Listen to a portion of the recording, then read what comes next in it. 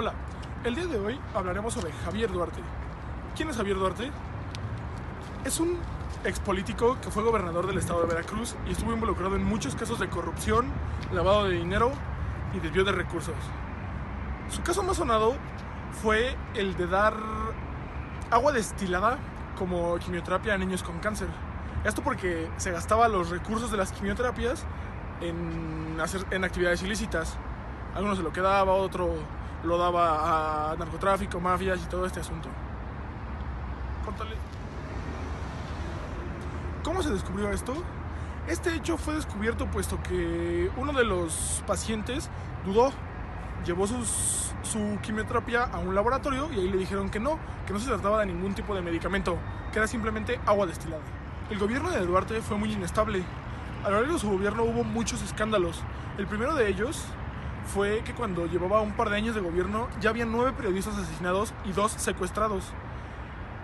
Curiosamente, todos ellos estaban investigando datos de colusión con el crimen organizado o alguna de las actividades ilícitas que realizaba Javier.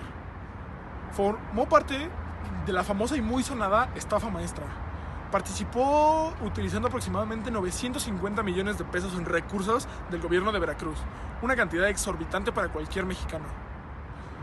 Un escándalo más que tuvo fue que un par de sus colaboradores fueron encontrados en el aeropuerto de Toluca con 25 millones de pesos en efectivo aproximadamente. Esto fue descubierto puesto que se les encontraron en unos maletines. Fueron detenidos y puestos a disposición de la PGR. Ellos investigaron y encontraron que eran de procedencia ilícita. Ellos justificaban que eran fondos para la campaña presidencial de EPN, pero no fue así. Los detuvieron y encarcelaron a ambos colaboradores. A Javier Duarte se le encontraron aproximadamente 16.349 millones de pesos mexicanos, un par de caballos pura sangre, propiedades en Estados Unidos, México y un sinfín de bienes que no tenía cómo justificar. A Javier Duarte se le encontraron aproximadamente 16.349 millones de pesos mexicanos, un par de caballos pura sangre, propiedades en Estados Unidos, México y un sinfín de bienes que no tenía cómo justificar. Al ser emitida la orden de aprehensión contra él, escapó. Se subió a un helicóptero y voló hacia Guatemala, donde estuvo escondido aproximadamente 6 meses. Después fue encontrado. Existen diversos indicadores globales y nacionales que reflejan la situación actual de México de manera interna, tanto como de manera global. Revisando la información, se puede empezar reconociendo las 3 maneras de medir la corrupción, que estas son percepción, incidencia y las auditorías.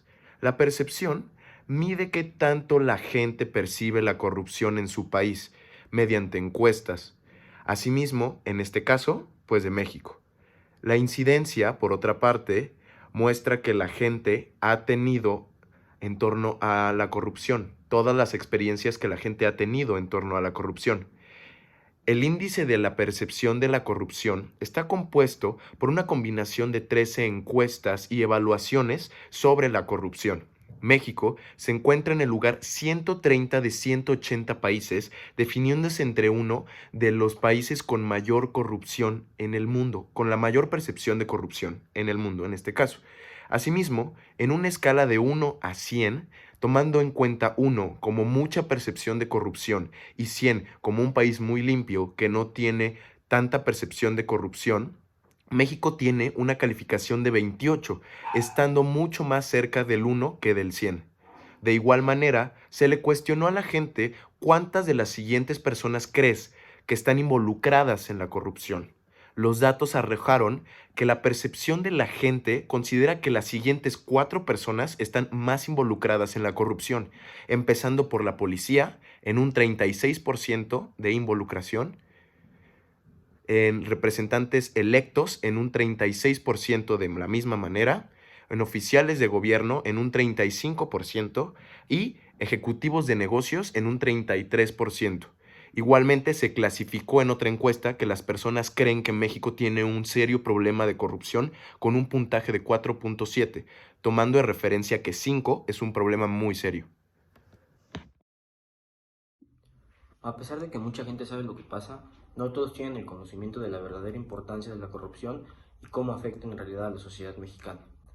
Empezando por la pobreza, los recursos que son destinados para los pueblos o para las comunidades en las cuales no llega tanto dinero Si los políticos toman ese dinero para sus intereses propios, esas personas salen afectadas y así carecen de educación, de alimentos, de servicios como hospitales, y no nada más eso. También otra de las consecuencias de la corrupción es que muchas veces los políticos que nos están representando no están lo suficientemente preparados para llevar ese cargo, y por eso nuestro país mexicano poco a poco va decayendo.